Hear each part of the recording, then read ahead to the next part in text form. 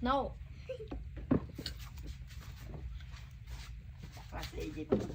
No. Mà anh thua kháng này. No.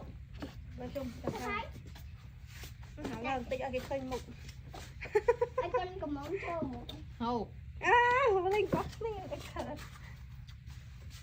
Thế. Tao đi là. người ta mừng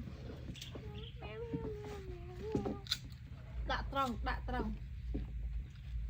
Sao đây về trồng mà? thằng Tao này hiện nát đây hiện nè. đã lùi đã bà đặt này đã chăm lơ lùi ấy ở này đã khăn Đây. Yes.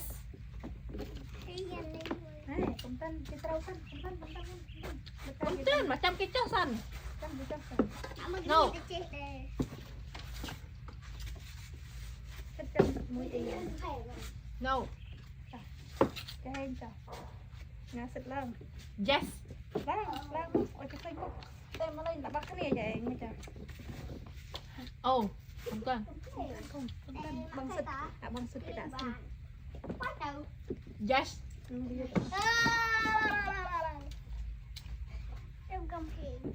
thế là băng đã xanh cho mà băng trong sân còn Tiêu phê rồi. Yes. Yes. bảo luôn vô được bạn bay rồi bật không thấy nhật đạo không No. ê bạn đo Ngắm. cho mà mama No. Yes. bạn mà rồi ấy Yes. yeah bạn pi rồi lệ Bạn bay lơi rồi.